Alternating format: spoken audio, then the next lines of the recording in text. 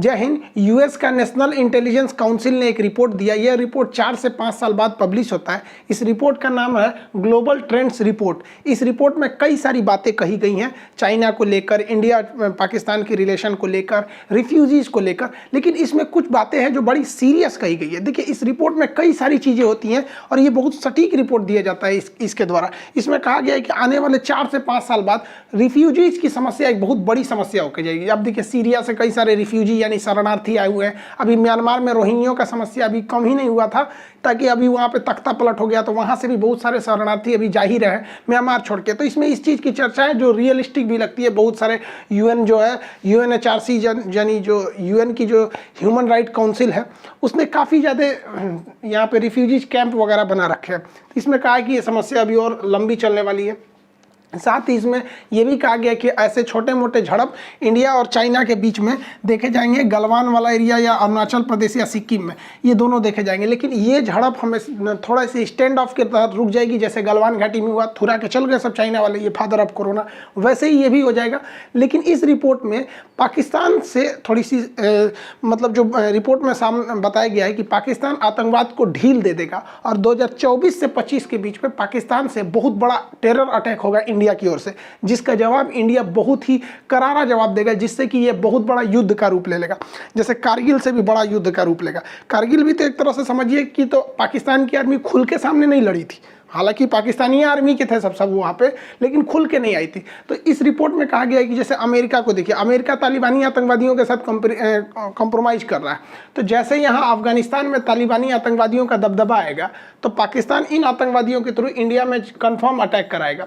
और इंडिया में अटैक कराने का मतलब इंडिया जवाब देगा, जिस तरह पुलवामा में हुआ था, उरी अटैक हुआ था, सर्जिकल स्ट्राइक, एयर स्ट्राइक, इस तरह से बहुत बड़ा। इस रिपोर्ट के अनुसार अब स्ट्राइक ना होकर बल्कि एक पूरी तरह से फुल फ्लेजेड एक बड़े पैमाने पर वार होगा इंडिया पाकिस्तान के बीच में, जिसका सबसे बड़ा कारण बढ़ेगा आतंकवाद। और कहीं ना कहीं ये देखने को मिलता ही है, इनके यहाँ आतंकवाद बहुत भयानक लेवल पे है। इन लोग को लगता है कि पूरी दुनिया में फतह करेंगे लुंगी पहन के यहाँ पर, और इसका नतीजा उनको बहुत बुरा भुगतना पड़ेगा। देखिए, अमेरिका में जब भी देखा गया कि डेमोक्रेटिक पार्टी की सरकार आती है तो वो युद्ध ज़्यादा करते हैं, चाहे ये जो बाइडेन हो गए, ओबामा हो गए, बुश हो गए। हमारे जो डोनाल्ड ट्रंप थे, ये ट्रंप साहब चले गए, अपना कार्यकाल पूरा करके कोई युद्ध नहीं किया। हालांकि इन्होंने मेन फोकस चाइना और ईरान को किया था, लेकिन डेमोक्रेटिक वाले हमेशा लड़ाई करते रहते हैं। ओबामा साहब के समय देखिए कई लड़ाई लड़ी गई थी। उस समय सीरिया का भयानक इशू हो गया था, लीबिया वाली लड़ाई हो गई थी, फिर भी ओबामा को क्या मिल गया? शांति का नोबेल पुरस्कार मिल गया। और हमारे अपने देश के प्रधानमंत्री नरेंद्र मोदी पूरे भारत में वैक्सीनेशन नहीं हुआ, ये देखने के बावजूद पूरे दुनिया को मदद कर रहे हैं,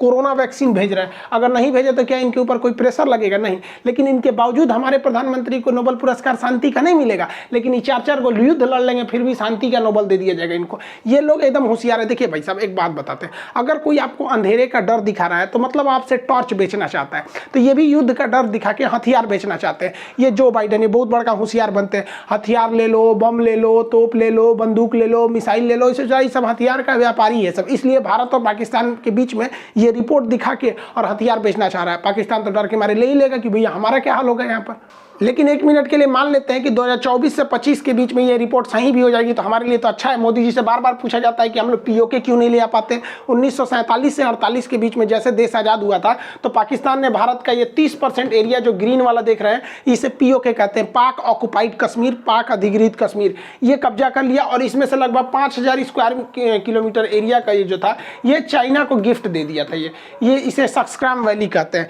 चाइना को इसने गिफ्ट दे दिया। तो हम लोग को पीओके को वापस लाने यही एक अच्छा बहाना हो जाएगा। तुम आतंकवादी हमला करो, हम लोग इधर से पलट के कर देंगे। अब अमित शाह के लिए तो भैया खुशी का कोई ठिकाना नहीं। 2024 के चुनावी मैनिफेस्टो में कर देंगे कि एकदम इस बार हम लोग लेके आएंगे पीओके।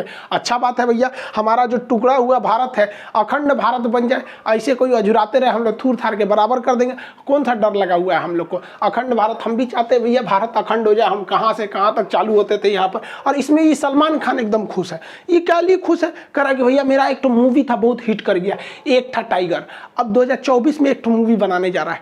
इसको क्या लगता है भाई साहब, सलमान भाई, बजरंगी भैया, इनका क्या सोचना है कि भैया 24-25 में जब पाकिस्तानी हमला करेगा तो भारत के हमले में पाकिस्तान तबाह हो जाएगा, तो एक मूवी बनाना चाहते हैं। एक था टाइगर नहीं, एक था पाकिस्तान, बना बहुत अच्छा, हम भी देखेंगे, चलेगा, बहुत अच्छा मूवी। आप मत रोइए, देखिए आप ही लोग की गलती है। हम लोग जबरदस्ती मारने आते हैं, हम लोग गए थे पुलवामा में हमला करने के लिए, आप ही का मंत्री कह रहा है कि हम लोग पुलवामा में मारे हमला।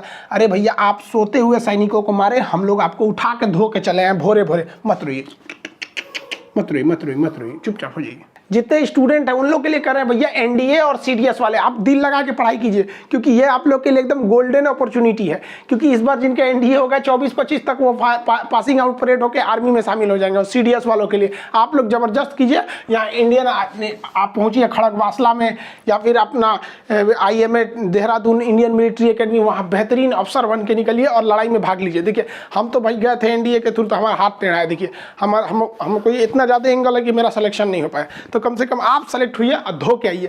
और आप लोग इस रिपोर्ट के हिसाब से धोइए, इसलिए बहुत जल्दी हम एनडीए और सीडीएस के बैच को आपको बताएंगे और आप सब लोग इस बैच में आएंगे।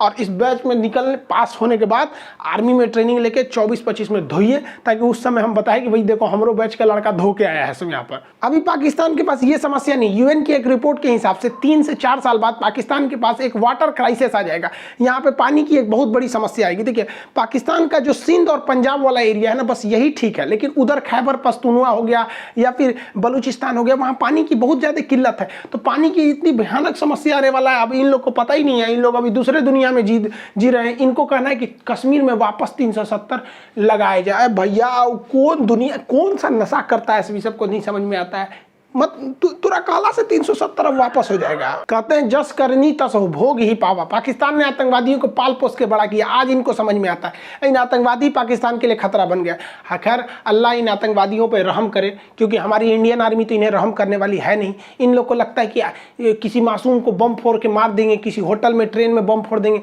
तो इन्हें अल्लाह माफ़ करेगा और जन्नत देगा। देखिए आतंकवादियों को माफ़ करना या ना करना ये अल्लाह का काम है, लेकिन आतंकवादियों को अल्लाह तक पहुंचा देना ये हमारी इंडियन आर्मी का काम है। तो हमारी इंडियन आर्मी इन लोग को इनके मुकाम तक पहुंचाती है। खैर अब क्या कीजिएगा, इन लोग को समझ में नहीं आता है। पता नहीं कौन इन लोग को पढ़ा देता है कि किसी होटल में जाके आप मार दीजिएगा, मासूम बच्चों को बम से उड़ा दीजिएगा, गोली मार दीजिएगा रेलवे स्टेशन पे जाके, बस स्टैंड पे फोड़ के, तो इन्हें जन्नत मिलेगा। और जन्नत में इनको 70 तो हूर मिलेगी, परी मिलेगी। अजब हाल है ससुर, इन सब का मेंटेलिटी देखो। हम लोग हिंदुस्तान वाले सोचते हैं कि मरने के बाद शांति मिलेगा, ये सब ससुरा दुनियादारी बहुत खराब चीज़ है। इस ससुरा मरने के बाद वो सोचता है सब घूमो एकदम ठर, मतलब वो 70 का व्यवस्था सोच के रखता है। बताओ भाई ये कौन बात है यहाँ पे। ये बताइए इसको कोई चढ़ा दिया कि इसको 70 हूर मिलेंगी, सब जाके बम फोड़ दिया ताज होटल में, इसको क्या हाल हुआ होगा, चिथड़ा उड़ गया इसको जन्नत मिल गया होगा। देखिए पाकिस्तान के 90% लोगों को लगता है कि भारत से युद्ध होगा तो ये लोग जीत जाएंगे। 90%, केवल 10% लोगों को लगता है कि वो हार जाएंगे। और वो 10% जानते हैं कौन है? पाकिस्तान की